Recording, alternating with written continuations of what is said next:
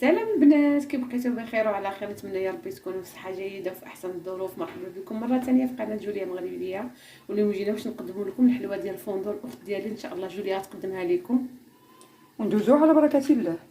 غادي نحتاجو 3 البيضات خماره، 3 ديال الصفحات ديال الشكلاط كما تتشاهدوا، الزبده، كاس معامر قياس عنبه ديال الطحين مغربل، نص كاس سكر سنيده قياس عنبه. على بركه الله غادي نهرسوا البيض ديالنا كما تتشاهدوا.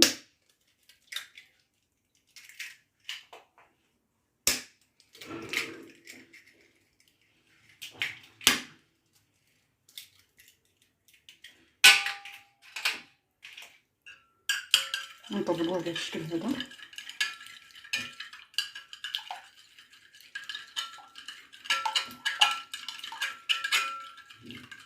حتى يطرب مزيان البيض ديالنا، ونضيفو سكر سنيده.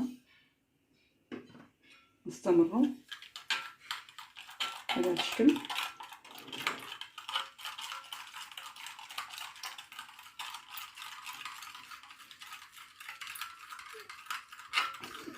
عندنا 250 غرام ديال الزبده، غادي نقطعوا منها باش ندهنوا اللاطه ديالنا.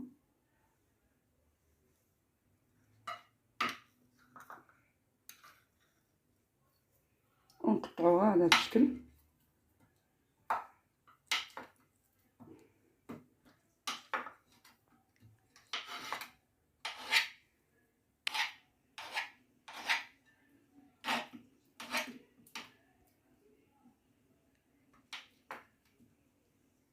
ودابا غادي ندوزو للشكلاط ديالنا.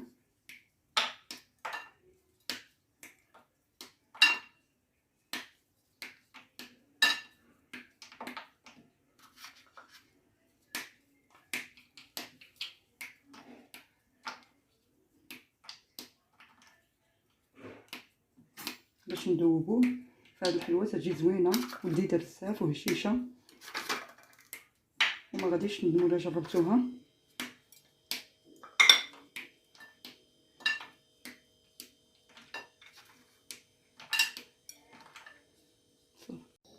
ودابا درنا الشكلاط ديالنا والزبده فوق البوطه باش غادي يذوبوا على هذا الشكل هذا. ها الزبده بدات تذوب ديالنا.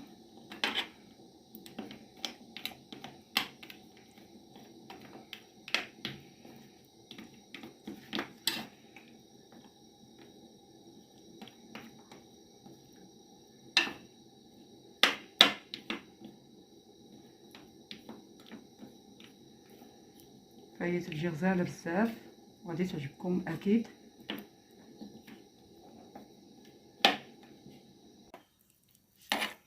ونستمروا على هذا الشكل هذا.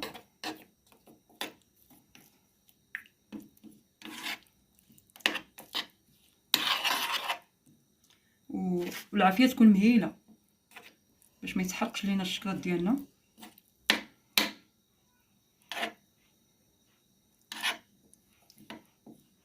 ها هو الشكلاط ديالنا بدا يذوب لينا، غير بشويه بشويه ندوبوه بالزبده.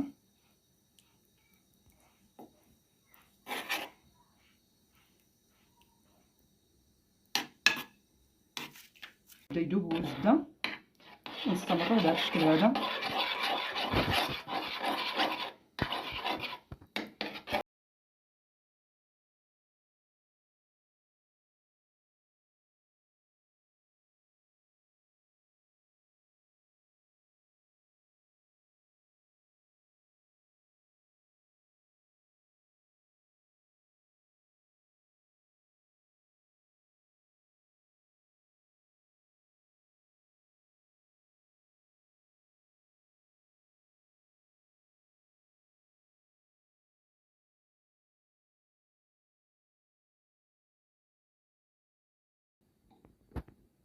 ودابا هو الشكلاط ديالنا والزبده ديالنا دابت، حتى تتولي على هذا الشكل هذا، ما تبقى حتى طرف ديال الزبده والشكلاط كذلك.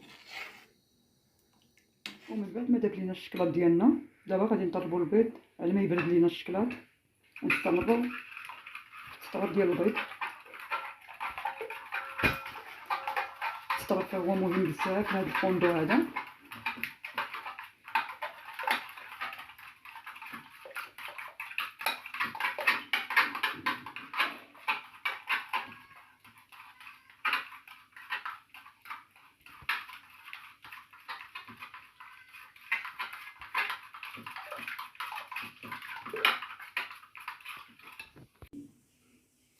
ودابا غادي نضيفو الشكلاط ديالنا من بعد ما برد.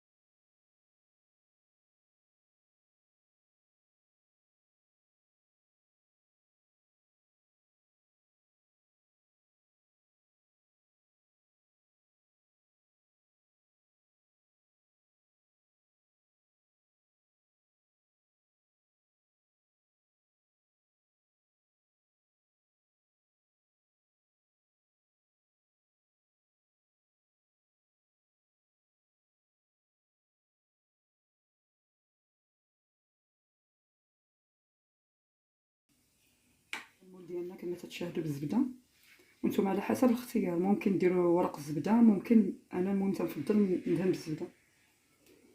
ودابا غادي ندخلوا الخليط ديالنا في المول ديالنا،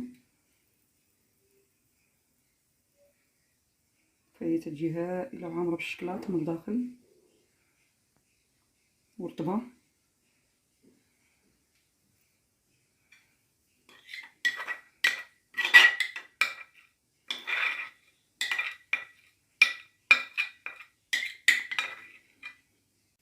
ومن بعد ما خوينا الخليط ديالنا في المول غادي ندخلوه للفران، ومن بعد ما ندردوه للكوك غادي نديروه في الثلاجه يبرد. وتابعوا معايا حتى للشكل النهائي ديال التقديم.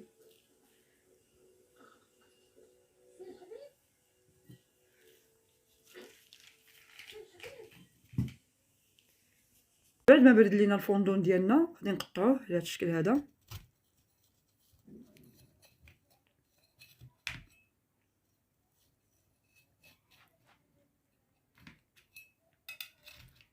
وهذا هو الشكل ديال الفوندون ديالنا من بعد ما خرجناه من المول. تيجي على هذا الشكل هذا غزال بزاف ومذاق رائع. ونتمنى الاعجاب ديالكم. تنشكركم بزاف على الدعم ديالكم لينا. ما تبخلوش علينا باللايكات، عافاكم فضلا وليس امرا. وشكرا بزاف، والى اللقاء في فيديو قادم باذن الله، والسلام عليكم ورحمه الله تعالى وبركاته.